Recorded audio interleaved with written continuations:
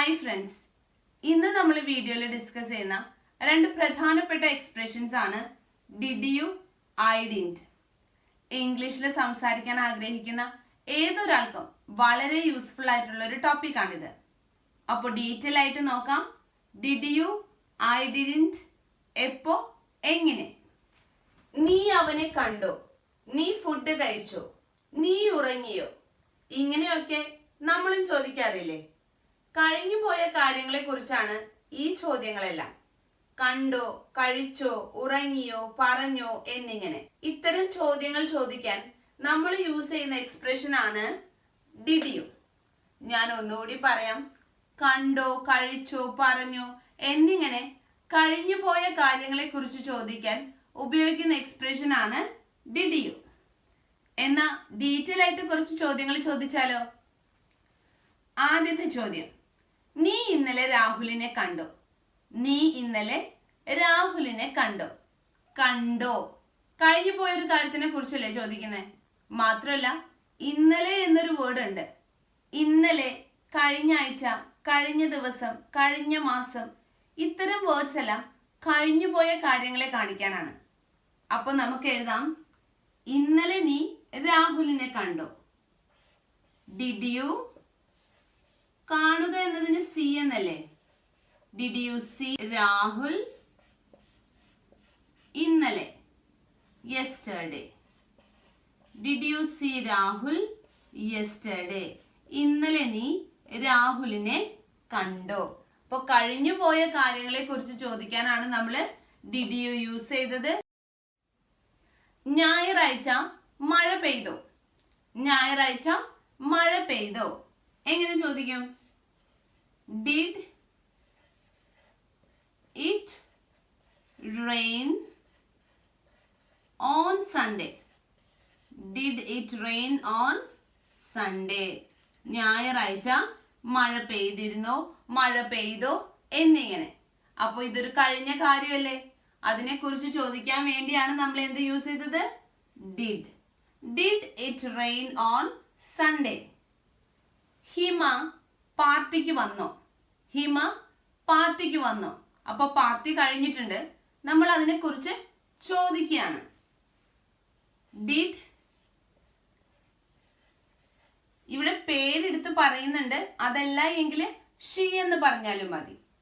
Did Hima come to the party. Come to the party. Did Hima come to the party. Hima പാർട്ടിക്ക് വന്നോ. ഇവിടെയെല്ലാം നിങ്ങൾ ശ്രദ്ധിച്ചോ? ഡിഡിന് ശേഷം നമ്മൾ സബ്ജക്റ്റ്, ആരെയാണോ അല്ലെങ്കിൽ എന്തിനെ കുറിച്ചാണോ ചോദിച്ചത് ആ വ്യക്തി, അതിനുശേഷം വരുന്ന വെർബ് പ്രസന്റ് ടെൻസിലാണ്. തുടക്കത്തിൽ ഞാൻ പറഞ്ഞിരുന്നു, കഴിഞ്ഞു പോയ ഒരു കാര്യത്തെ കുറിച്ച് ചോദിക്കാനാണ് ഡിഡ് യു.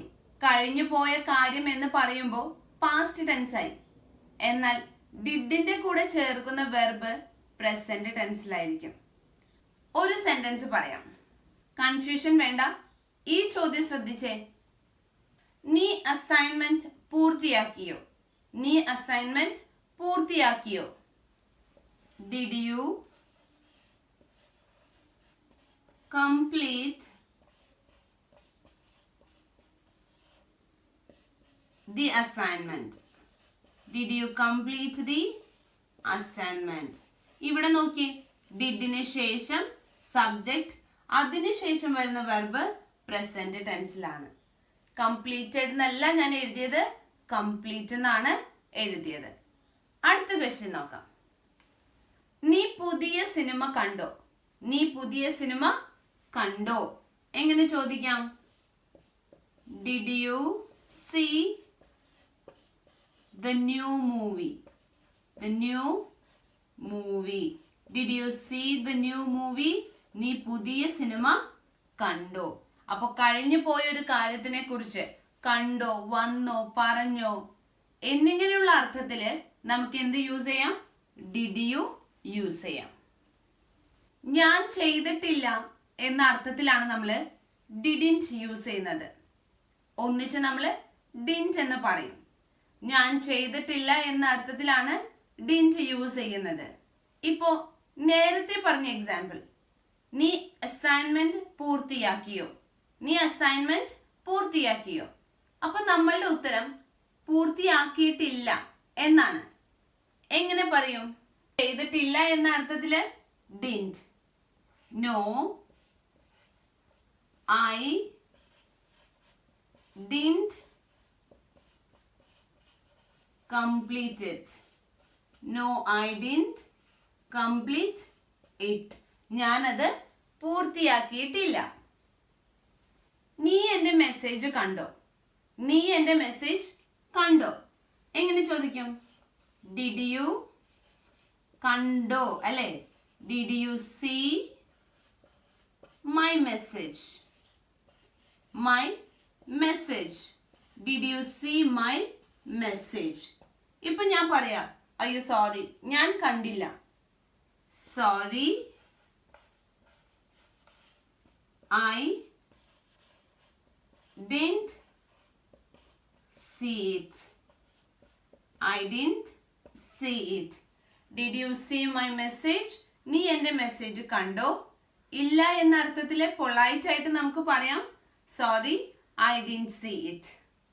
അപ്പോ ഇന്ന് നമ്മൾ വീഡിയോയിൽ ഡിസ്കസ് ചെയ്തത് ഡിഡ് യു, ഐ ഡിഡ്ന്റ്. മലയാളത്തില് വന്നോ, കണ്ടോ, പറഞ്ഞോ, കഴിഞ്ഞു പോയ കാര്യങ്ങളെ കുറിച്ച് ചോദിക്കാൻ. അപ്പോഴാണ് നമ്മൾ ഡിഡ് യു യൂസ് ചെയ്യുന്നത്. ചെയ്തിട്ടില്ല, പറഞ്ഞിട്ടില്ല, കണ്ടിട്ടില്ല എന്നീ അർത്ഥങ്ങളിലാണ് ഐ ഡിഡ്ന്റ് യൂസ് ചെയ്യുന്നത്. ഐ ഡിഡ്ന്റ് അല്ലെങ്കിൽ ഐ ഡിഡ് നോട്ട്. പറഞ്ഞ കാര്യങ്ങൾ ക്ലിയർ ആയെന്ന് കരുതുന്നു. Thank you.